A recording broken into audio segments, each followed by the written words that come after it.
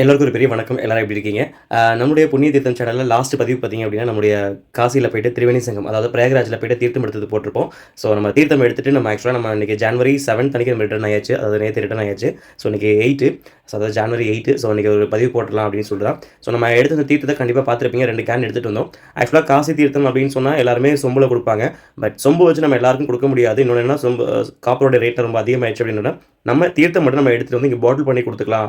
ஏன்னா நம்ம ஆல்மோஸ்ட் நம்ம தீர்த்தம் பிசினஸ் பண்றோம் அப்படின்றபோது எல்லாருக்கும் பாட்டில் தான் சேல் பண்ணிட்டு இருக்கோம். ஸோ அது ஒரு விஷயமா வச்சு தான் நம்ம என்ன பண்றோம், தீர்த்தம் மட்டும் எடுத்துட்டு வந்துட்டோம். ஸோ ஆல்ரெடி நம்ம தீர்த்தம் எடுக்கும்போது பார்த்துருப்பீங்க கண்டிப்பா. கொஞ்சம் கலங்கலா இருந்த மாதிரி இருந்திருக்கும். ஏன்னா கொஞ்சம் லைட்டா ப்ரௌனிஷா இருந்த மாதிரி இருந்துச்சு. ஸோ ஆக்சுவலா அங்கேயே 2 நாள் வச்சிருந்தோம் நம்ம ரூம்ல இருந்து 2, 3 நாளா ரூம்ல தான் இருந்துச்சு.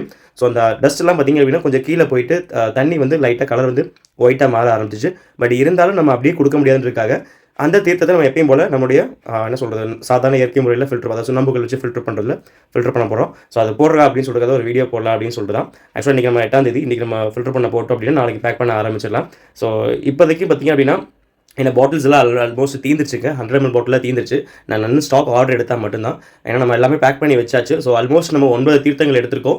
இது வந்து 10வது தீர்த்தம் காசி தீர்த்தம். அதாவது கங்கா, யமுனா, சரஸ்வதி சேர்ந்த 3 புண்ணிய நதிகள் சேர்ந்த அலகாபாத்லேருந்து எடுக்கப்பட்ட, அதாவது அலகாபாத்னு சொல்லக்கூடிய பிரயாகராஜ் திரிவேணி சங்கமத்தில் எடுக்கப்பட்ட இந்த தீர்த்தத்தை நம்ம கண்டிப்பாக எல்லாருக்கும் பேக் பண்ணி கொடுக்க இருக்கோம். ஸோ நம்ம பேக்கிங் எப்படின்றது பார்த்துலாம். ஃபஸ்ட் தீர்த்தத்தை காட்டிடுறேன் உங்களுக்கு. எப்பயும் போல தான் நம்மளுடைய தீர்த்தம் எதுவுமே இல்லை, பார்த்தீங்கன்னா தெரியும்.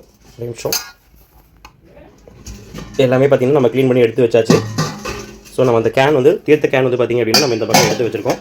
ஸோ தீர்த்தம் பாருங்கள். ஆக்சுவலாக நம்ம பிடிச்சது என்ன கலரில் அங்கே இருந்தது, கீழே ஃபுல்லாக டஸ்ட்டு ஃபுல்லாக இதாகிடுச்சு. நான் இப்போ ஓப்பன் பண்ணும்போது உங்களுக்கு காட்டுறேன். ஸோ அது பேக்கிங் பண்ணுறதுக்காக நம்ம எல்லோ கலர் கேப் தான் போடுறோம். அதுக்கான பாட்டில்ஸ் முடியலாம் எடுத்து வச்சாச்சு. ஸோ இன்னும் பாட்டில்ஸில் கொஞ்சம் உள்ளே இருக்குது, நான் ஆர்டர் மட்டும் போடணும். ஸோ இப்போ வாங்க நம்ம தீர்த்தம் ஊற்றுறதை பார்த்துலாம்.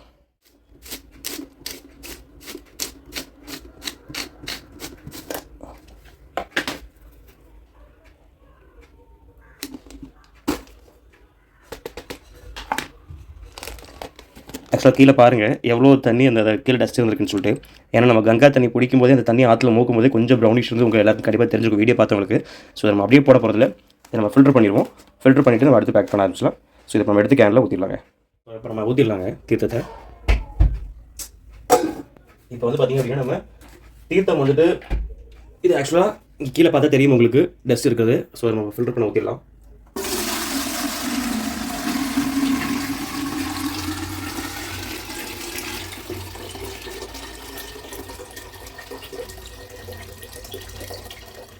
கொஞ்சம் கடைசி நம்ம தண்ணி ஊற்றலை, ஏன்னா அது தண்ணி கொஞ்சம் மண் நிறைய இருக்குன்றதுக்காக தான்.